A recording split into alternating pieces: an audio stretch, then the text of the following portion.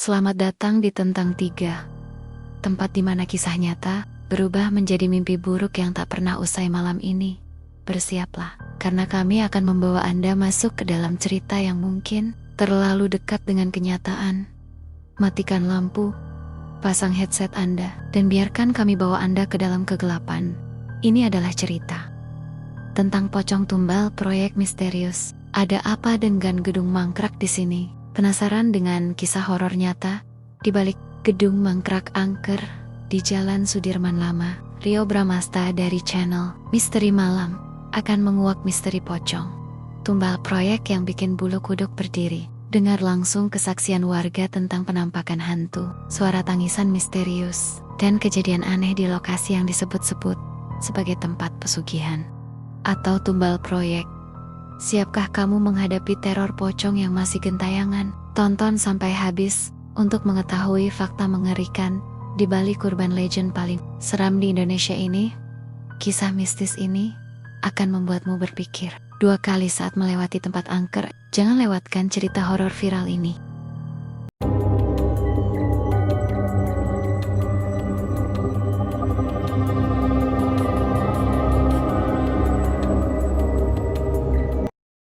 Balik lagi sama gue, Rio Bramasta, di channel kesayangan kita, Misteri Malam.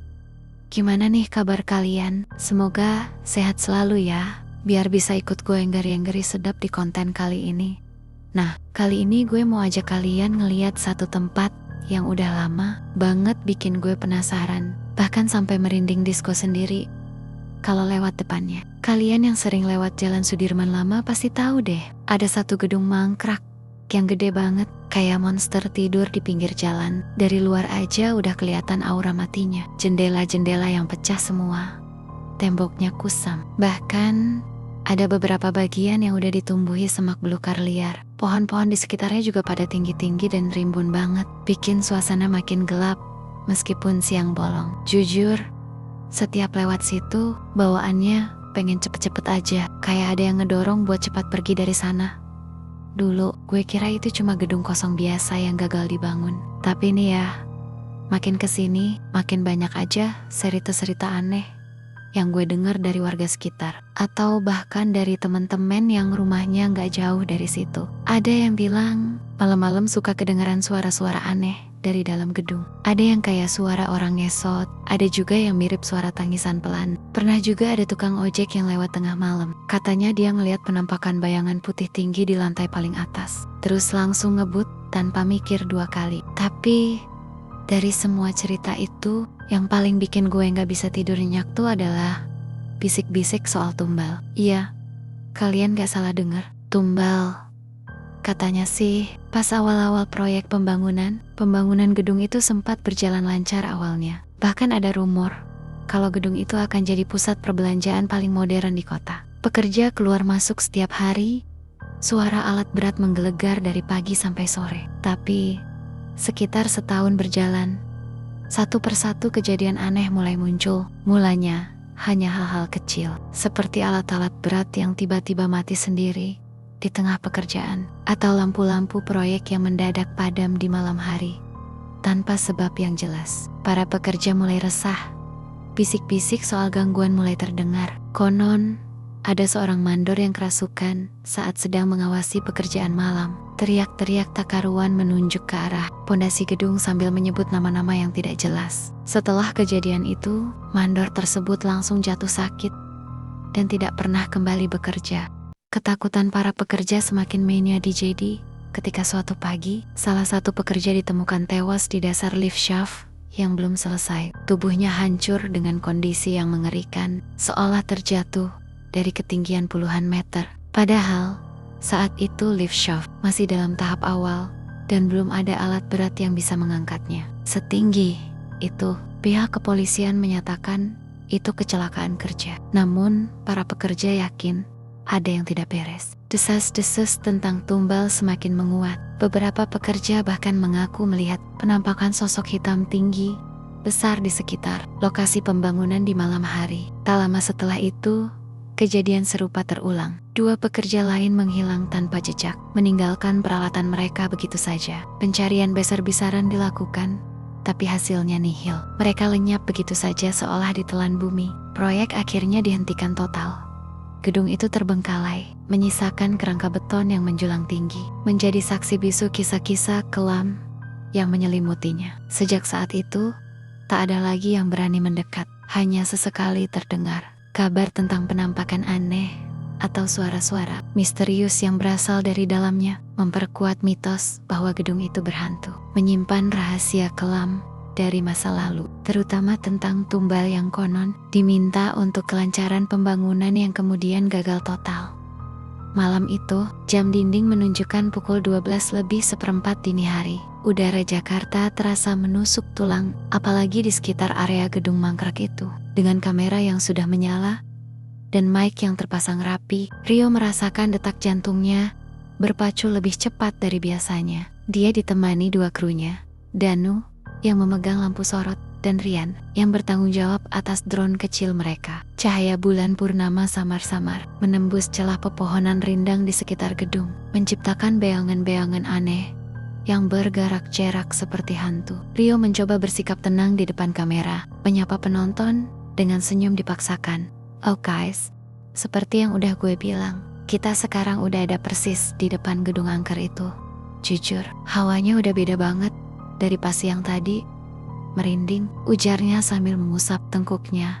Tiba-tiba, suara decitan dari dahan pohon yang bergesekan terdengar nyaring, membuat mereka semua terlonjak kaget. Danu refleks mengarahkan lampu sorotnya ke arah suara, tapi tidak ada apa-apa, hanya bayangan Don-Don yang bergoyang tertiup angin malam. Mereka mulai melangkah perlahan, mendekati pagar proyek yang sudah reot. Gerbang besi berkarat itu mengeluarkan suara melengking saat Rio mendorongnya pelan. Aroma apak dan lembab langsung menyeruak, bercampur dengan bau tanah basah dan sesuatu yang tidak bisa Rio identifikasi, tapi sangat menusuk hidung. Mereka masuk ke dalam area proyek yang dipenuhi semak belukar tinggi dan tumpukan material bangunan yang berserakan. Rio mencoba menjelaskan kepada penonton apa yang dia lihat, menunjuk ke arah puing-puing dan besi-besi kerangka yang mencuat ke langit. "Lihat guys, ini semua sisa-sisa pembangunan yang gagal, terbengkalai gitu aja. Kita mau coba masuk lebih dalam.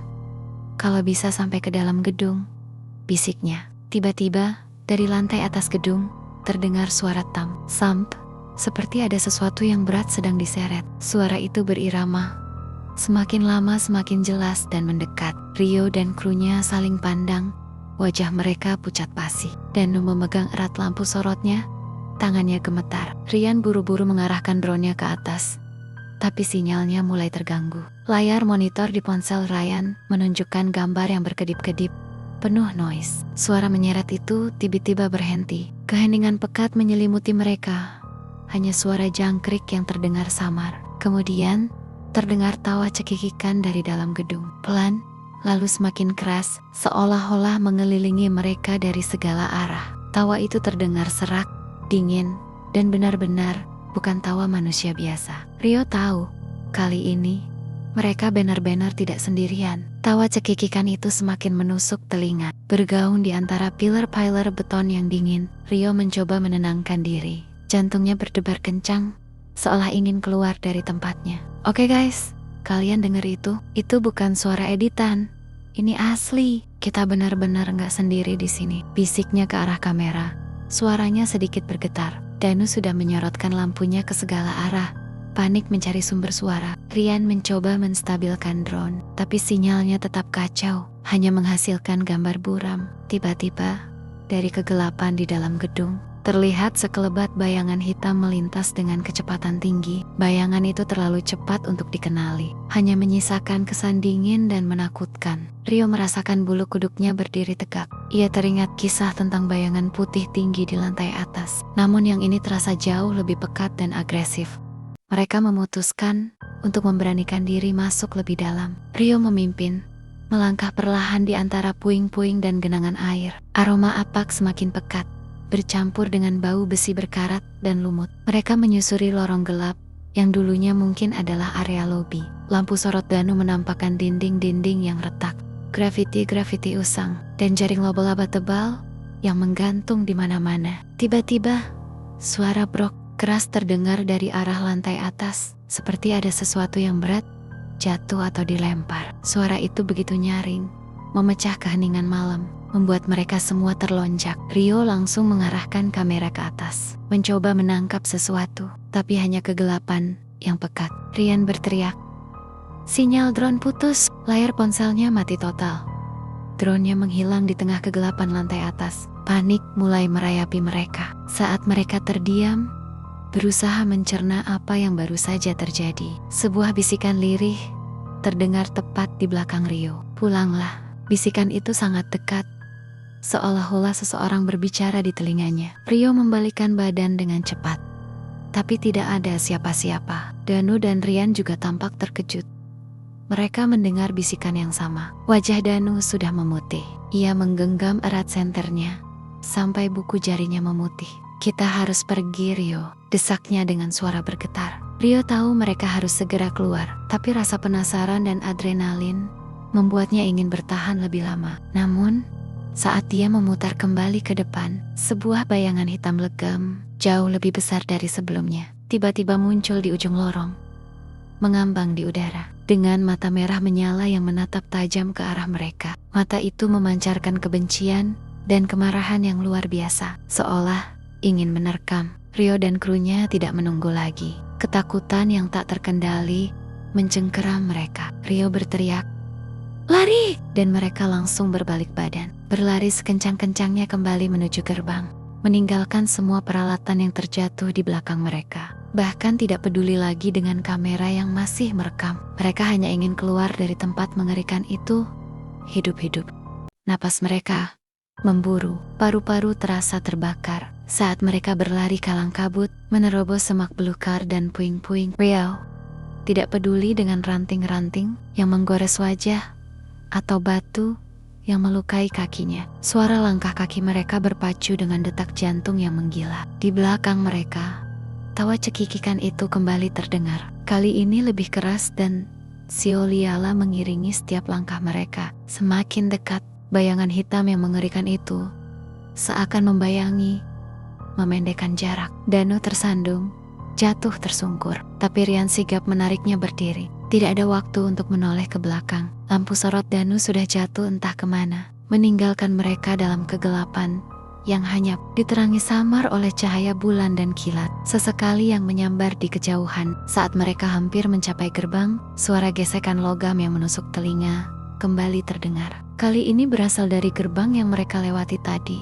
Gerbang besi berkarat itu tiba-tiba tertutup dengan sendirinya, membanting dengan suara belang yang menggema di seluruh area proyek. Mereka terhenti mendadak, terpaku, menyadari bahwa mereka terkunci di dalam. Keputusasaan mulai merayapi. Rio melihat sekeliling, mencari jalan keluar lain. Pandangannya tertuju pada pagar proyek yang tidak terlalu tinggi di sisi lain. "Lewat sana," teriaknya, menunjuk ke arah pagar. Mereka berlari lagi, melompati tumpukan bata dan besi. Tepat saat Rio akan melompati pagar, dari dalam gedung, di lantai paling atas, sebuah cahaya merah menyala terang benderang, menyoroti mereka. Itu adalah mata merah menyala yang sama, namun kini jauh lebih besar dan intens. Seolah-olah seluruh gedung adalah tubuh dari makhluk itu, dan mata itu adalah jiwanya. Bersamaan dengan menyalanya mata merah itu, hembusan angin dingin yang sangat kuat menerpa mereka, membawa serta bau busuk yang memualkan, dan bisikan-bisikan tak jelas yang memenuhi udara.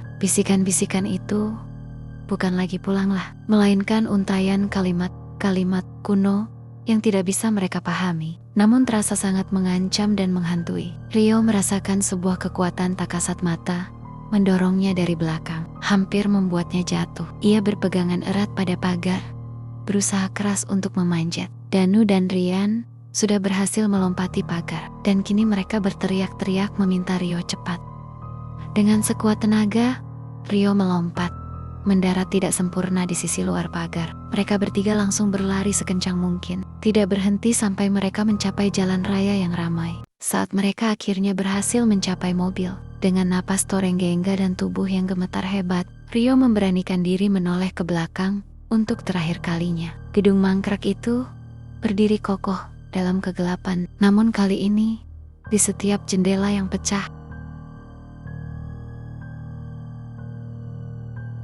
menatap lurus ke arah mereka. Seolah-olah seluruh gedung itu hidup dan mengawasi setiap gerak-gerik mereka. Dari dalam gedung, sebuah raungan panjang dan mengerikan menggema, disusul oleh suara tawa serak yang lebih keras dari sebelumnya, membuat bulu kuduk mereka berdiri dan darah mereka mengering. Malam itu, Rio Bramasta dan krunya tidak hanya berhasil membuat konten yang menggemparkan, tetapi mereka juga berhasil menyelamatkan diri dari pengalaman yang akan menghantui mimpi buruk mereka seumur hidup, meninggalkan jejak kelam gedung tumbal itu yang kini terasa lebih hidup dan lebih berbahaya dari sebelumnya. Mereka tahu ada sesuatu yang jauh lebih kuno dan jahat di sana, menunggu mangsa berikutnya.